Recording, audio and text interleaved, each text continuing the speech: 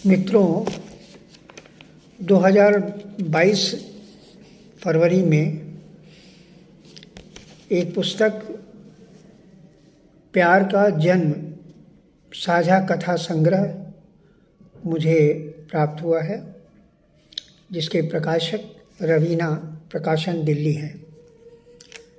मुझे कई महीनों से ये एहसास हो रहा है कि रवीना प्रकाशन एक नए संदर्भ में कार्य करने की कोशिश कर रहा है कि जो उभरते हुए नए लेखक हैं और जो उपेक्षित नए लेखक हैं, जिनके पास इतना धन नहीं है कि अपने प्रकाशन को, पुस्तकों का प्रकाशन ला सकें, तो उनके लिए उसने योजना बनाई कि जो भी लेखक अपना पुस्तक प्रकाशित कराना चाहता है किसी भी विधा में, तो वो हमसे संपर्क कर सकता है।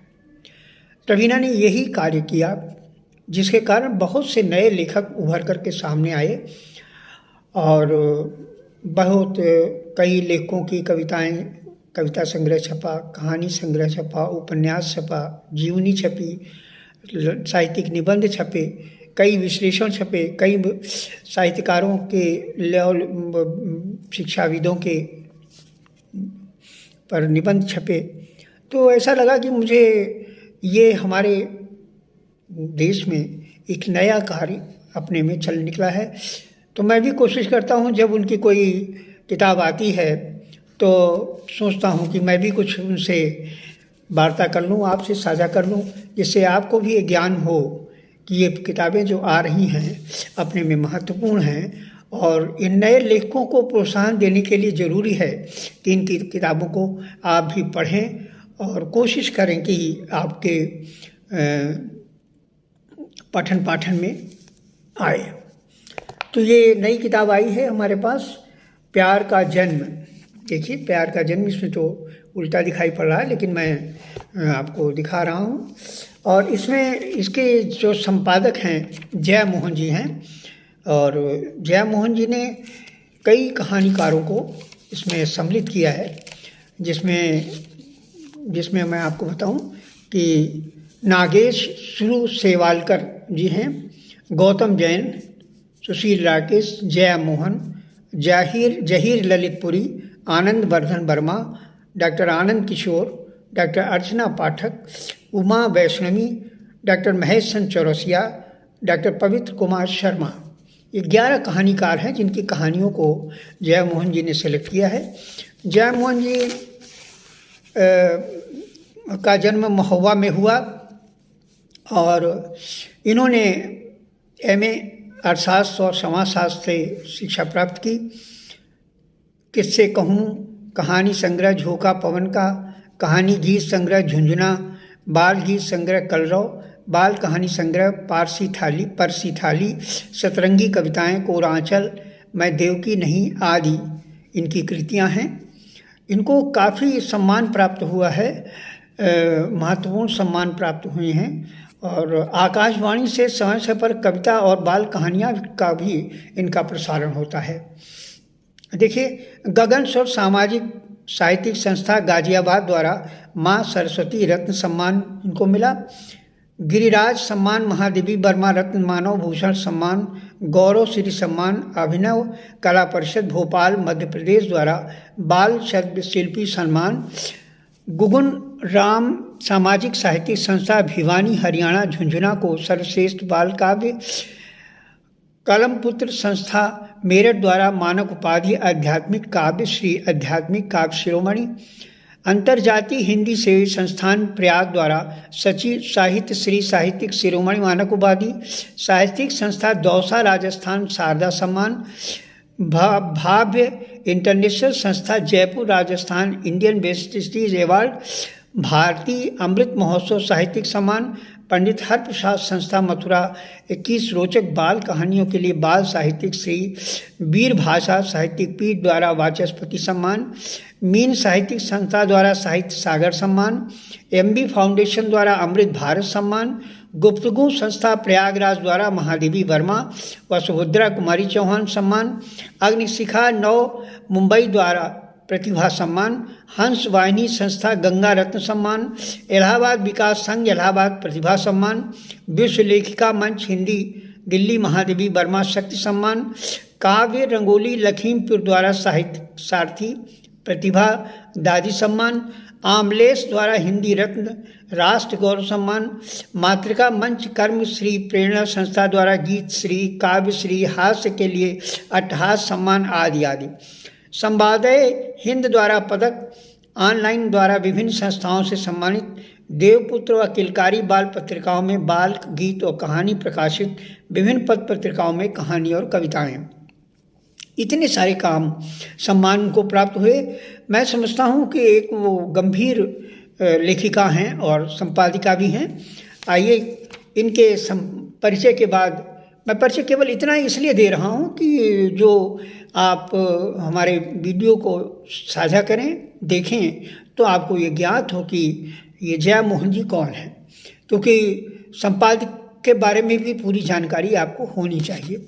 आइए मैं थोड़ा सी वार्ता आपसे कर लूँ कि जो ये कहानियाँ आई हैं ये किस तरह की कहानियाँ हैं। सभी ने अपने अपने ढंग से प्यार का जन्म कहानी में हिस्सा लिया है और जया मोहन जी ने बहुत अच्छी कहानियों का चयन किया है। देखिए, नागेश सुसेवालक जी की जो माया जाल कहानी है वो मानवतावादी प्रेरणा को पुष्ट करती है।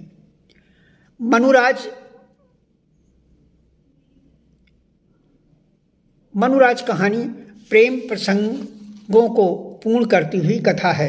ये गौतम जैन की कहानी है और गौतम जैन जी ने भी बहुत अच्छी कहानी मनुराज पर लिखी है। काफ़ी लंबी कहानी है। मेरी कहानी है, मैं बड़ी हो गई हूँ। ये एक युवती की अपनी स्वायत्ता के लिए संघर्ष करती है कहानी है। वो अपने को स्पष्ट करना चाहती कि मैं आज की जो भारतीय परंपरा है इसको न मानते हुए तोड़ने की कोशिश करती है। जया मोहन जी की सुगंधा कहानी देखिए। सुगंधा का प्रेम उम्र के बढ़ते ढलाव में उजागर हुआ। सामाजिक विडंबनाओं को झेलती हुई सुगंधा संगीत का सहचरी सिद्ध हुई। ये प्रेम ही है जो उसे जीवन दान दे सका। और अगली 5वीं कहानी है गोरे लाल बनाम काले खां। जहीर ललितपुरी जी की कहानी है। गलतफहमी के शिकार दोनों परिवार की व्यथा कथा का अजीब दास्तां है। अंत में दंड के भागीदार होकर बच निकले। दोनों परिवारों को जांच पड़ताल के बाद ही संबंध के लिए बढ़ना चाहिए, वरना दंड तो देना ही एक ही रास्ता बचता है। आनंदवर्धन की कहानी मानवता की देवी। इस कहानी में एक अबोध मासूम बालकी की मार्मिक कथा है जो दिव्यांग को बचाकर मानवता के प्रति मूर्त साबित होता है। ये लघुकथा समाज के लिए प्रेरणादायक है। और अगली कहानी है इसमें डॉक्टर आनंद किशोर की निधि। ये एक अनमोल प्रेम कथा का श्रृंगार है जो अपने में पूर्ण होते हुए अपूर्ण रहा है। यही इस कथा की निधि है। डॉक्टर अर्चना पाठक प्रेम के प्रवाह में अनुपमेय प्रेम का प्रवाह कभी रुकता नहीं, वह कहीं न कहीं कभी न कभी जन्म जरूर लेता है। इस कहानी में फूल का विसर्जन ही अंतिम प्रेम का सोपान है। और उमा वैष्णवी की कहानी मैं तुझ में जिंदा हूँ। ये कहानी अद्भुत प्रेम की उदारता को प्रदर्शित करती है। ऐसा तो सच्चे प्रेम में ही संभव है। और अगली कहानी है फ़ोन की घंटी। डॉक्टर महेश चंद्र चौरसिया की कहानी है। फ़ोन की घंटी में अकल्पनीय दुख है जो चिपट कर सबकी दारुण देश की कल्पना में डूबता है। वास्तव में ये कहानी बहुत अच्छी लगी हमको। एक संदर्भ होता है कि जब कोई कथा कभी मनुष्य अपने किसी संदेहास्पद वस्तु से कुछ जुड़ जाता है तो संदेह में ही घिरता रहता है, बड़ी मुश्किल से निकलता है। फ़ोन की घंटी इसी बात का संकेत है। और अंतिम कहानी है डॉक्टर पवित्र कुमार शर्मा की शायर। एक अनमोल कहानी है। इस पूरी कहानी की मैं तो समझता हूँ कि जैसे जान है। शायर कहानी पारिवारिक परिस्थितियों की बेहतरीन कहानी है। मनुष्य व्यक्तिगत जीवन के अभिशाप को सहन नहीं कर पाता, उसके प्राकृतिक गुण तो नेस्तनाबूद हो जाते हैं। पत्नी के कर्कश स्वभाव से विचलित होकर शायर अपनी शायरी छोड़कर परिवार के हालत से समझौता कर लेता है। ये हम सब के साथ होता है कभी कभी कि एक कवि है, शायर है, या कोई इंजीनियर है, कोई डॉक्टर है, कोई वैज्ञानिक है, अगर उससे वो निकल सका परिवार के संघर्ष से तो वो अपनी छवि को, अपने व्यक्तित्व को उभार सकता है। अगर नहीं निकल सका तो वो फिर उसी में पारिवारिक समस्याओं में, पारिवारिक संघर्ष में समझौता करके जीवन जीने लगता है। डॉक्टर पवित्र कुमार शर्मा की शायर कहानी इसी तरह की कुछ कहानी है। वो शायर बहुत अच्छा है और अपने शायरी के माध्यम से सारे समाज को प्रभावित करता है, लेकिन उसकी शादी के बाद जब उसकी पत्नी की कर्कश बातें और स्वभाव को देखता है तो धीरे धीरे वो शायरी से दूर होता चला जाता है और अंत में लगता है कि वो शायरी से नफरत करने लगता है। क्यों? वो अपने हालात से समझौता कर लेता है। मैं इन सारी कहानियों को बड़े गंभीरता से मैंने पढ़ने की कोशिश की और मैं जया मोहन जी को बहुत बधाई दूंगा कि प्यार का जन्म अच्छा साझा संग्रह निकाला। अगर किसी को अगर इस संग्रह की आवश्यकता है, पढ़ना चाहता है तो अमेज़ॉन से ले सकता है। ये किताब 450 रुपए की है और अगर व्यक्तिगत तौर से वो चाहता है तो रवीना प्रकाशन दिल्ली से इसको उपलब्ध हो जाएगी। मैं समझता हूँ कि जो हमारे ये कहानी लेखक हैं और जो हमारी कविता के कवि हैं, इन सबको संग्रहित करने में, उन सबको एकत्र करने में रवीना प्रकाशन का जो योगदान है ये बहुत महत्वपूर्ण है। मैं उनको बधाई देता हूँ।